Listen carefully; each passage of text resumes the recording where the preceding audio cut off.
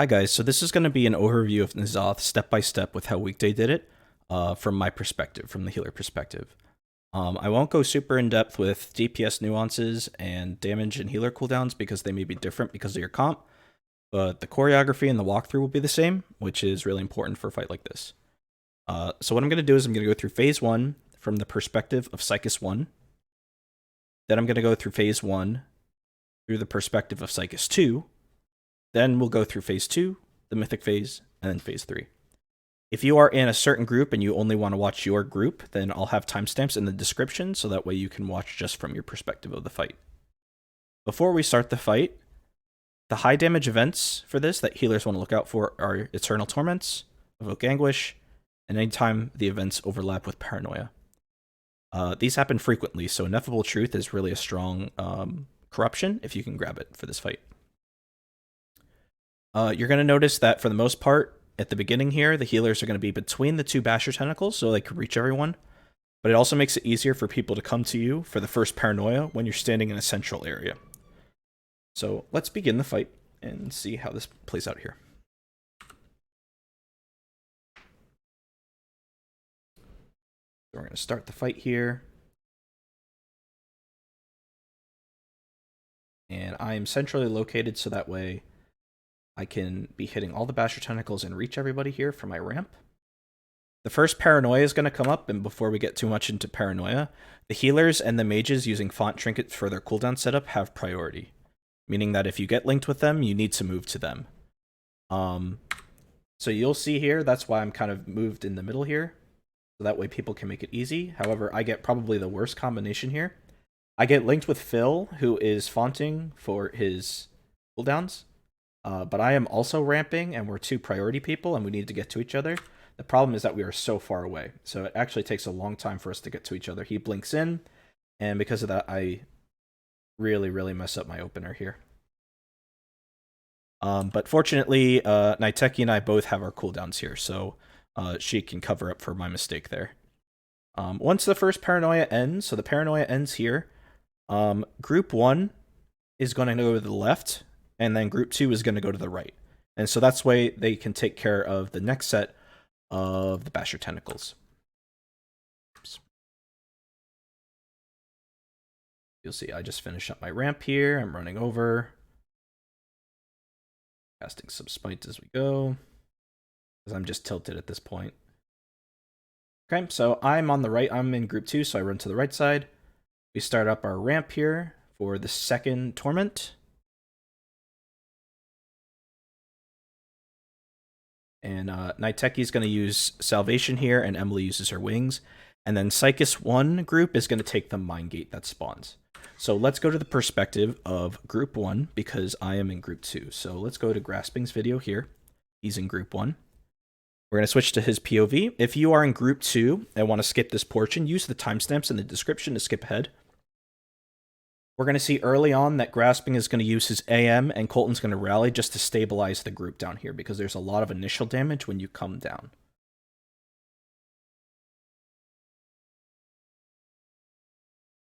Okay, then what we're going to see is Nova is going to drag Psychus onto the synapse that is closest to the boss. Let's rewind real quick, so we're coming back down. You can see the synapse that's closest to the boss there. Nova's going to drag the Psychus onto the first synapse. It. And then they're going to drag the boss over towards Diamond onto the outside for Synapse 2 and Synapse 3. This is also when Cataclysmic Flames is going out. Grasping has a cooldown running.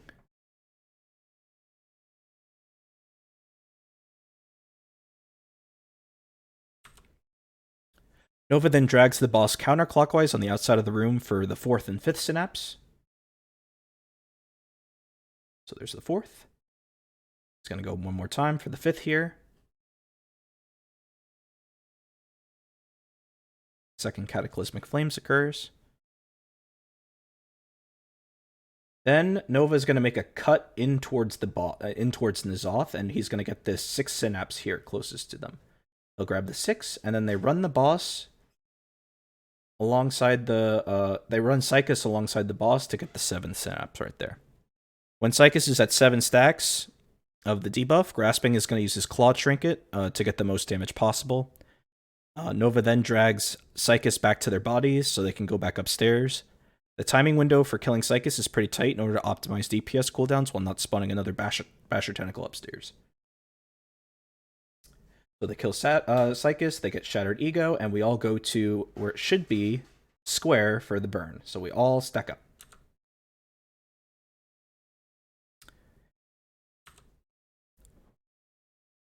When Psychus 1 dies, the whole raid stacks up on square. 87% is the goal here. You might not get it initially, but eventually that's what you want to do when you're going for a kill. You're going to see Emily and Grasping both use wings for damage. And since I'm personally in Psychus 2, I'm going to use my Claw Trinket on N'Zoth here as well.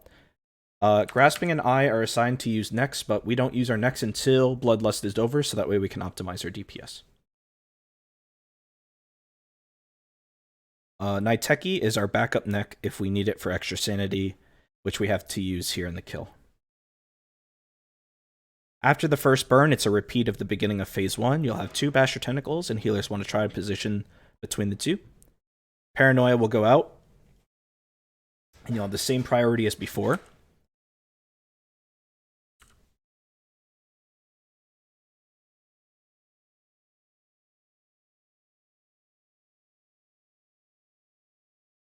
And then we'll get our first Eternal Torment of this part.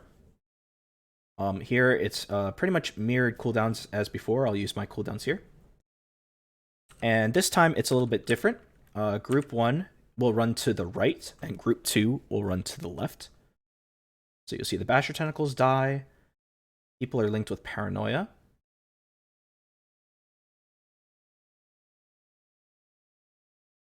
And we want run to the right as Group 1. We then go to the next set of Basher Tentacles.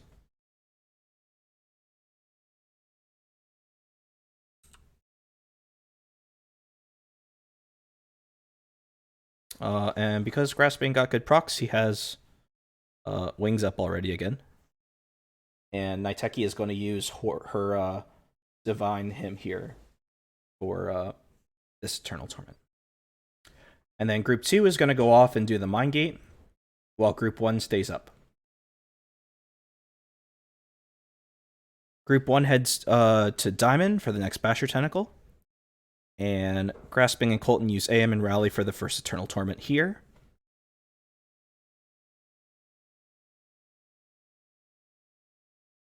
After the Basher Tentacle is dead, they're going to use they're going to contain the corrupted neurons to make sure that way when they get Mind Grasp that they have area to move around. And then they're going to spread for Paranoia.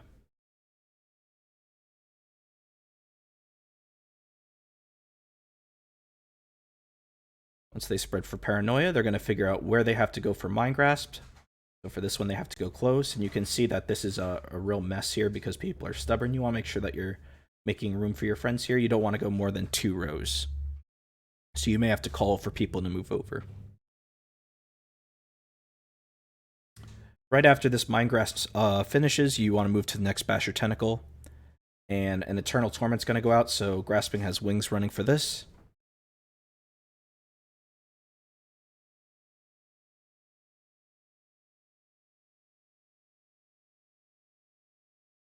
We're going to go ahead and focus on the Basher Tentacle.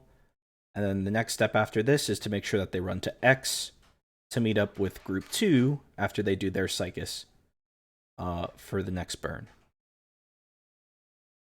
There it is. So that's Group 1 doing Phase 1. Now what we're going to do is we're going to go to Group 2 and show Group 2's perspective in Phase 1. So again, if you are in Group 1 and you want to skip this part, use the timestamps in the video description. We're going to go back to Group 2 doing Phase 1. So this is where we left off with Group 1, Psychus 1, taking the Mind Gate. This is what the upstairs does. Group 2, while they go and do that Psychus. So here we go.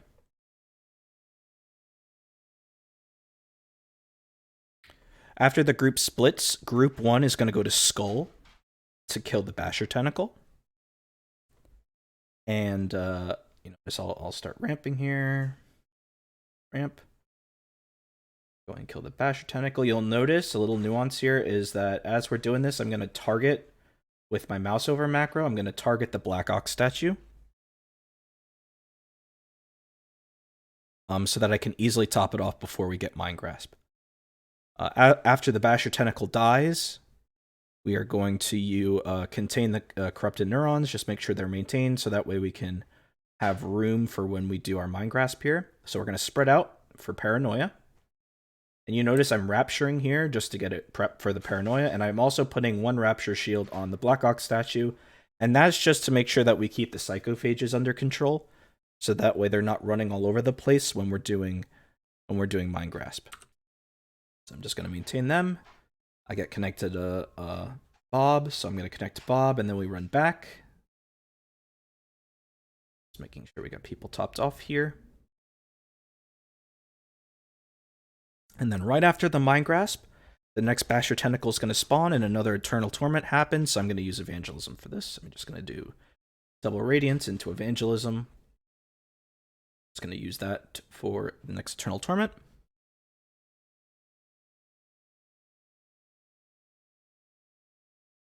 So we're topping everybody off, and then I start making my way over to where Square should be. I start moving over to Square because that's where group Psychus 1 is going to come out, and we're going to meet up there and hit the boss. There it is. There's Shattered Ego. We meet up on where Square should be. And again, we're just we're blasting as much DPS as we can here. If I didn't mess up my opener so much, I would have my claw here to put into the boss. And we're just using all of the Lust here, and then once Lust is done, then I go and I use my neck here. And again, Emily is using her wings here, and Grasping is using wings here for damage. So we're just pumping all of our damage here into this Zoth while he's vulnerable, with the goal of hitting 87% on the first burn. Niteki is the backup neck, so you'll see we're leaving, and there's a neck there that's from Niteki's neck because we needed the backup. After the first burn, it's a repeat of the beginning of phase 1, so I'm going to stand between the two Basher Tentacles. And I'm going to start ramping for the Eternal Torment that's in 20 seconds. I'm going to do the same ramp as before. I'm going to make sure I'm using Rapture for the Paranoia. And again, the same priority targets are the same priority people. It's always going to be healers and mages. You want to make sure that you go to them. So we use my cooldowns here, and the groups are going to split off like before. After this goes off, you'll see the Paranoia expires, it removes, and this time what's going to happen is group 1, Psychus 1 is going to go to the right, and group 2, Psychus 2 is going to go to the left. So we're going to go left of the boss here.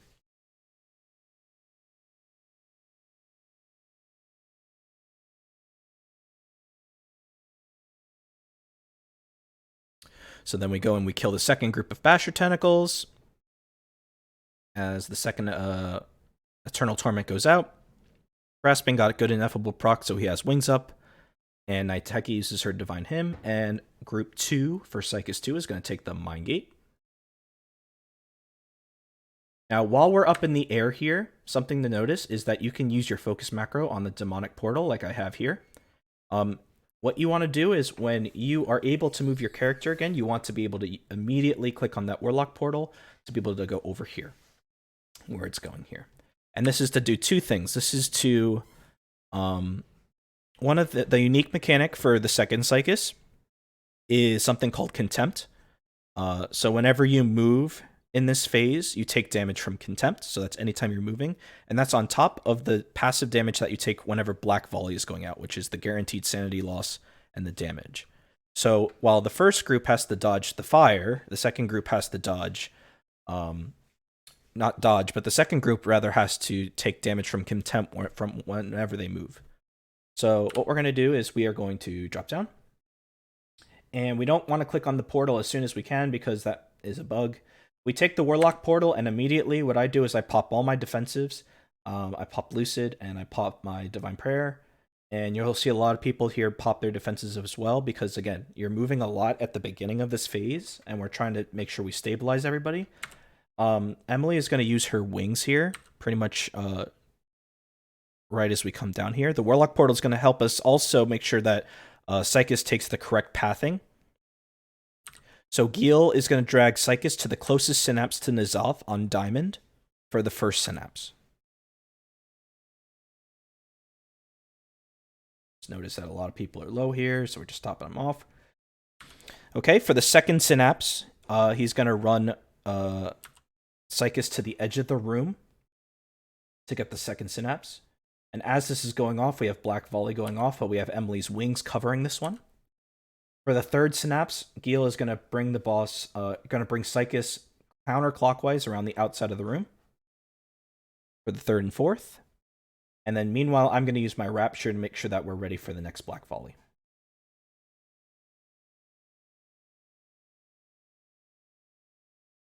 After the fourth synapse, Gil is going to drag Psychus to the next synapse counterclockwise for the fifth. And then you're going to see he's going to move diagonally to this one that is right here in front of us, in front of our bodies for the sixth. That's the sixth synapse. This is where we get another Black Volley. For the seventh, he's going to run Psychus towards the boss for the corner one for 7.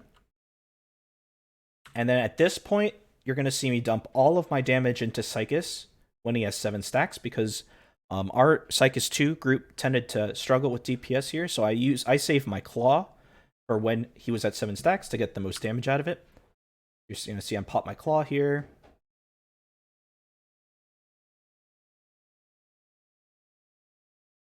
And he gets the 8th.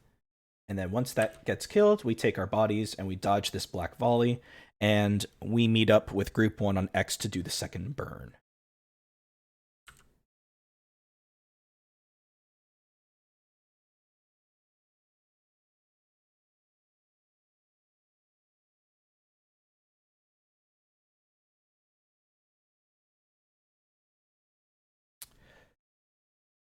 So we're just going to go ahead and burn. I think we get the boss down to maybe 77 or something like that.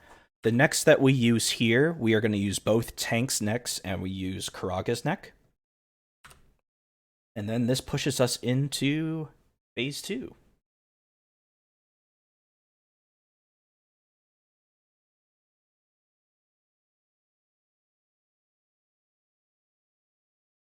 So what I'm going to start doing is I'm going to start moving my way outside so I can set myself up for an optimal ramp for the first evoke. These evoke positionings are very important, so you want to make sure that you check the N'Zoth channel for where our positioning is, but I'm going to try to explain it as best I can through this video. So I'm going to set up for my ramp, and we use Barrier and Darkness for the first set of Thought Harvesters here. So the first Thought Harvesters spawn, and they're going to cast Harvest Thoughts. We have everybody soak except for me, Kia, and I believe Naiteki. We run out. We throw down Barrier and Darkness for this first Harvest Thoughts. Then right after, we have Evoke 1 goes out. So I'm running my cooldowns here. Naiteki's running Divine Hymn.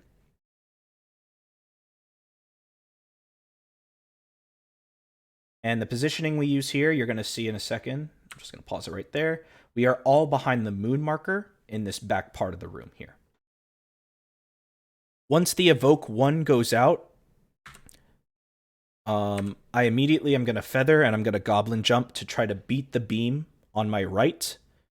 This beam is going to move left, so I'm going to try to beat it to the right, and I miss it. I could have taken it, but I didn't want to risk it. And then I'm going to start using my Rapture for this. We have Grasping's Wings, and Emily is going to use Aura Mastery for this second Evoke. We also have Vampiric Embrace running as well. The second Evoke is going to be dropped in front of Moon and to the right of the old Evoke 1. Right there. So in front of Moon and to the right of Evoke 1.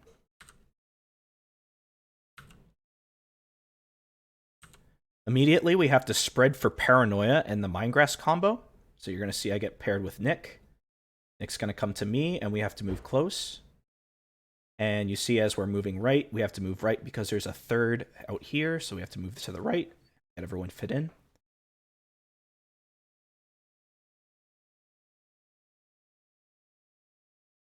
After this combo is finished, we're going to use Grasping's Ore Mastery, Colton's Rally, and Emily's Wings. And when the Evoke Anguish goes out, the damage itself right here, we're going to use our Health Stones as well. We want to play this one super safe. Evoke 3 is dropped to the right of where Evoke 2 was. See, right there. We have no more than 2 columns of people. So that way we keep it nice and tight, close to where the old Evokes were. That's Evoke 3. Next, we have our new set of Thought Harvesters. This is the first set of immunities. So we're going to have 3 Mages, Rogue, and Hunter soak this. And then right after, we have Evoke 4. Evoke 4, we have cooldowns running. So that way, I have my cooldowns running, and if I'm lucky enough, I have an Ineffable proc, so that way I can get an Evangelism here. But if not, we have enough covered. But worst case scenario, if we don't have it, this is the final Evoke, so there won't be another Evoke after this. This is a tricky Evoke because you need to watch for the laser. You want to make sure that you are left of the laser, and if you can't be left of the laser, you want to make sure you beat the laser. So you're going to see here, this is Evoke 4. We're dropping it to the right of Evoke 3. And you're going to see we start looking for lasers immediately. We see that the laser is to our right, so we are safe to stay here. This is a good laser. We can go and we run. Now what we do is we start moving to the right. We have our next set of Thought Harvesters come out. And we're going to have our second group of immunities soak this. So this is going to be a tricky one. This is immunities and Paranoia overlap. So the second immunities we use is 1 Mage, 2 Paladins, 2 Demon Hunters. And this is going to happen on top of Paranoia at the same time. So Harvest Thoughts cast is going out. And we're going to get linked in a second here. I get linked with Evo, so I try to get to Evo as quickly as I can. And you notice that we ran right because the next laser is going to go left. So now that we're on the right side, we're going to follow this laser to the left. And as we're linked, we have to keep running. So now I'm looking at the boss. I'm looking to see where the lasers are. We get good lasers here. Evo and I are going to follow, and we're going to keep running to the left to make sure that as we're linked, that we can have space here. After the Paranoia and Immunity combo, let's see here. We get the lasers going to the left. And the last 2 Thought Harvesters have to die before they get their Harvest Thoughts cast off, but they should die passively due to DPS assignments. And here we go into our third burn.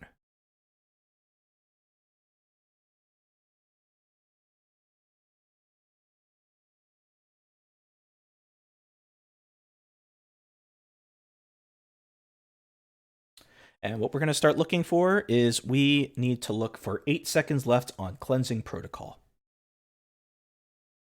And for our group, Kia was going to call it. So actually, turn the volume here. That's a really good burn. The burn you're looking for here is about 40%. I think we had 38% here, but anywhere from like 40 to 42% can be a kill. This boss dies. Eternal Torment. So we enter the Mythic phase with 8 seconds left to defuse these bombs here. We have to disarm the bomb in the middle and on the boss. These bombs do a lot of damage if they don't get disarmed, and they do fall-off damage. So the farther they are away from us, the less damage they do. Let's see here. In this phase, even though the healing is not, it's not super drastic because there's a lot of downtime. We just use our cooldowns here just to put them on cooldown, and we'll have them in the last phase.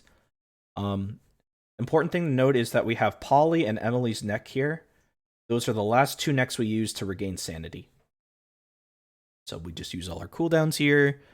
And then we have our Dark Matter. Dark matter is a really simple mechanic that you shouldn't die to. It's just the purple on the ground. The important thing here is to make sure that you disarm all the bombs. There's going to be 3 right in the middle that you just want to disarm because you don't want any of those bombs going off during the dance. So we disarm all 3. Dark matter ends, and we come back on top of the boss, or on top of the Void Spawn Annihilator. Anytime the tanks have Event Horizon, we go and we just heal that heal absorb off of them. And Annihilates are taken away from the boss onto either side, onto the left or right side. We have the 3rd set of bombs. We disarm back left, and front right. And Grasping is going to use his wings here, just to put him on cooldown. And I think we have a darkness here as well.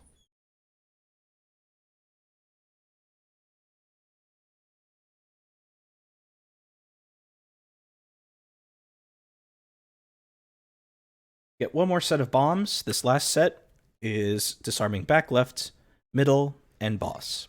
And the goal is to try to kill off the Void Spawn Annihilator before he does another Dark Matter, but after the bombs explode. If you don't kill Void Spawn Annihilator before the end of Dark Matter finishing, you're going to wipe because another set of bombs are going to spawn, and you're not going to have enough necks to disarm them. You're going to see we disarm all these bombs. The last one that's going to go out, we have to kill Void Spawn Annihilator before the Dark Matter happens, or before it finishes. And we're just constantly running Annihilates out.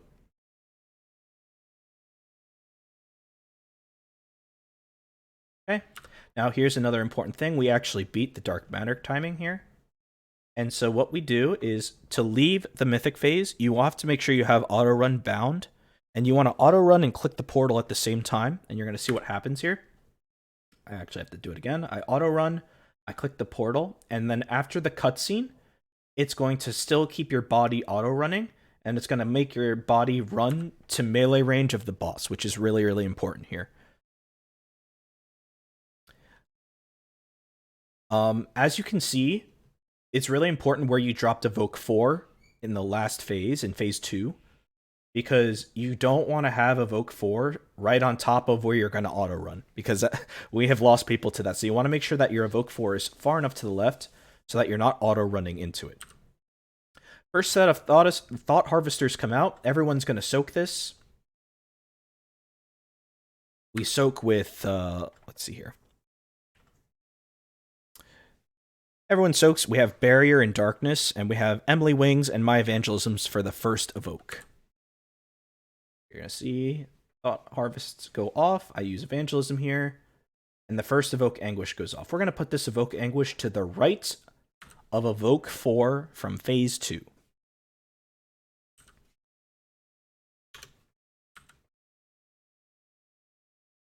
See, we're going to fit it all in right here. Okay. Then, what we do from here is the next laser is going to move right. So what we're going to do is we're going to place our evokes on the far right side where Diamond is. And in order to beat this beam, in order to make it easier for my ramp, what I'm going to do is I'm going to book it for this Warlock portal. I'm going to take the portal and beat the laser. And then I can ramp over here safely.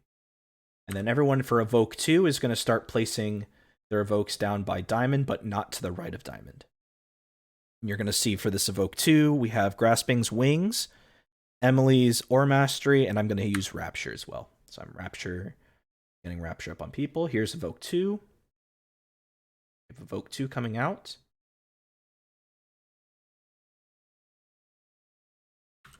The positioning for Evoke 2. We then have to spread immediately for Paranoia and Mindgrass combo. So we're going to spread out. We have Paranoia and Mindgrass combo right here. I get linked with Polly, so I'm going to link to Polly here. And we get a really good Mindgrasp. We get a melee Mindgrasp, so we bring everybody close. And that's the overlap there. Again, right here, you want to make sure that you're moving so that you have enough room for everybody to fit in. You want only 2 rows max here. Next is Evoke 3 after the Mindgrasp. So we're going to have a Mindgrasp here. And then we have Evoke 3. And this is a great Mindgrasp because we have Evokes here and we're going to be right in our spot already. Evoke 3 is going to be dropped in the back of the room, and we're going to use Grasping's Aura Mastery, Colton's Rally, Niteki's Salvation, and I'm going to use my ramp here too with Shadow Fiend, so Evangelist Shadow Fiend. You're going to see we put them all mostly in the back of the room here. Get our Evoke 3 put in the back. The next set of Thought Harvesters has Harvest Thoughts, and we have our immunity. So this one is the immunity. This is 3 mages, rogue, hunter are going to soak this next Thought Harvester. There's the Thought Harvester. We're going to have our immunity soak that. And then after the immunity, we're going to have Evoke 4. Evoke 4 is going to go pretty much right where on top of Evoke 3 was. And we also want to work our way towards the back as well. So the back left, as you can see. So the back left, and trying to put it as close to where Evoke 3 was. What you want to look for after this, so we're going to drop off Evoke here. After this is going to be the laser. This laser is going left, so you want to make sure that you can follow the laser. And you're going to see if you are in the back left, what you have to do is keep moving towards the back left past the mythic gate so that you don't get feared.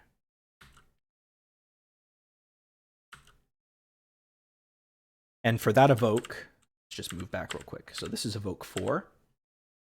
I'm going to have Evoke 4 here. Evoke 4, we have Grasping and Emily's Wings, and I have Rapture running for anyone that's... Follow the beam to the left. So we watch the beam, we go left.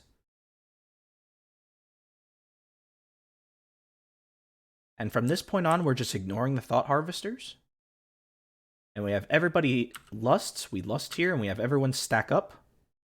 And we go insane. And that gives us the damage buff here. And the last part of the fight that we have to watch for is just this final laser right here. So we look for the laser. The laser is to our right. So we get a good laser. Keep following to the right.